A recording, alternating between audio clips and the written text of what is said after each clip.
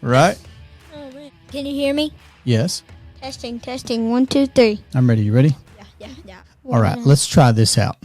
Hello and welcome to the Durham Talents channel. My name is Jesse Durham. Today I have with me Jacob. Isai. and we're going to do a double header on our quotes series. So we're going to tackle a couple of financial quotes and we're going to look at those quotes with an infinite banking lens.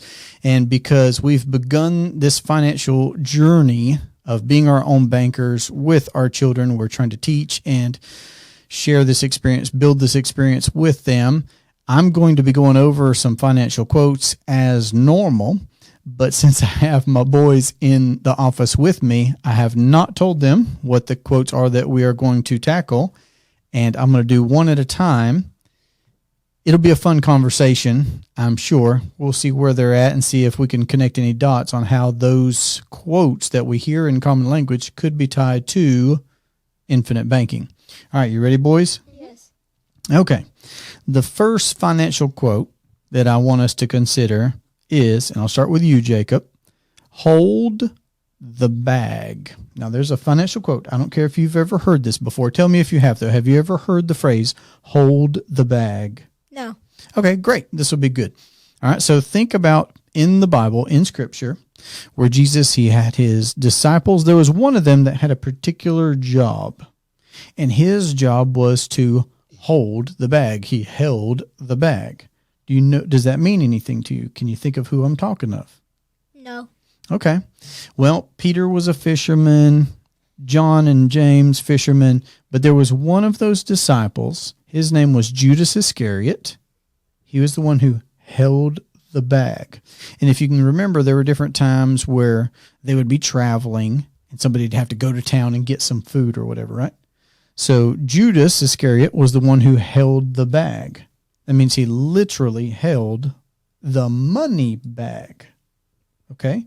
So when it was time to buy food, Judas Iscariot was the one who would go out and buy food and things of that nature, okay? Or give to the poor, just whatever was going on, okay? So that's a saying out there in the wide world where people say, hold the bag, and it comes from Scripture like that. So think about this with me. What could we consider from that saying about being your own banker? So here's my question to you.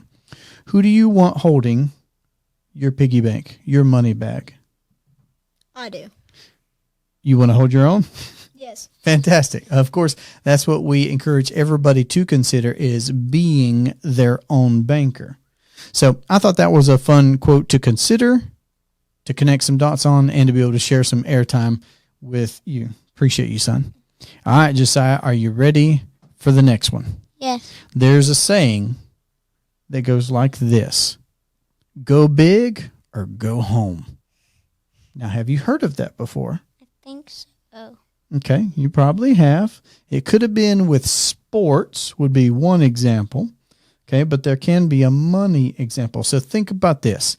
Let's say you were playing baseball and it's your turn to swing the bat. Are you going to swing the bat puny or big? Big. All right, so do you understand what that saying means then? It's saying go big or go home. Yes, sir. Give it all you've got or don't even bother. Does that make sense? Yes. I mean, because if you get a chance to hit the ball, how far do you want to hit it? Far. Yeah, you want to knock it out of the park. Okay, good. So when it comes to money then, son, people say that, and they normally mean that in an investment way, right? They mean that in investing, which is associated with risk. And they'll say, well, you got to go big or go home. All right. So again, here where I connect the dots with infinite banking is this. And here's my question to you now, Josiah, on this saying. If with your money, you could grow it for sure without risking any of it, without risking losing any of it, would you want to keep it all and grow it? Yes. I love that answer. I feel the exact same way. I don't want to lose money. Do you want to lose money? No. No, we don't want to lose money. Now, we're not saying don't ever swing for the fences. We're not saying don't ever go big in something. But if the starting point, if home plate, if I could say it that way, if home plate is We grow our money, we compound our money, we control our money, we have guarantees, we have access, we have liquidity. If we have a lot of advantages where we don't put our money at risk in where we build it up, where we bank it, okay, by being our own bankers, which is with a properly structured whole life policy with a mutual company that pays dividends. If we put our money first there and then go and do whatever it is that we're doing in life. Because, like, I don't know what you boys will do later on. Who knows? Who knows what careers you'll have, what businesses you might start, what investments you might make, whatever your gifts and talents are going to be. And the same is true for everybody that's listening, of course. Consider this. If you're vetting this idea of becoming your own banker, what if you just started financing whatever it is that you're already doing in your current household, in your current career, in your current business, in your current investments, things that you're already doing or that you want to do? What if first you built up capital somewhere where you owned and controlled, and you leverage that capital to do the things that you're going to do anyway? Swing for the fences there for sure, but your home plate, your private banking system was where you started. It's just adding one more thing to what it is that you're already doing without changing your cash flows, without taking any additional risk, without losing control, and without working any harder.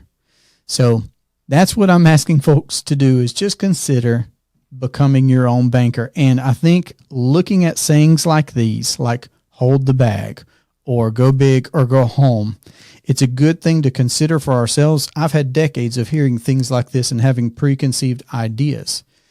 And I'm trying to start the conversation early on as possible with our children so that they have a different starting point than we had when it comes to finances, when it comes to language. So I hope that this has been interesting. Have y'all enjoyed listening to the microphone and having your headsets on and being in here with Daddy for a minute? Yep. Tell me about it. It's fun that the board shows when it goes high and low. Your sound, your volume.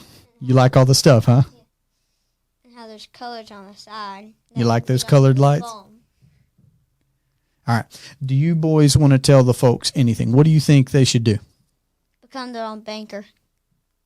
Anything else? How could they do that? How could they learn about becoming your own banker? Watch our videos. We've got a bunch of videos. Yep. What else? Come to the Durham Talents channels. Go to all the Durham Talents channels on YouTube, all the podcasts. Yep. They can listen to stuff there, watch stuff there. I love it. Any other ways that they can learn about becoming their own banker? Read the Nelson Nash book. Fantastic. Awesome. Well, I appreciate you boys being here with me. I do hope that this has been fun and thought-provoking for you. It's been a great pleasure for me. And if you'd like to have a conversation about how to implement the infinite banking concept into your household or your business or your investing, then you can find us at durhamtalents.com. This has been a great pleasure for me again. Hope you have a great day. Take care.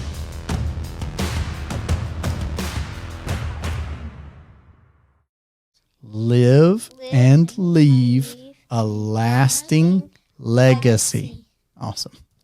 Love you, boys.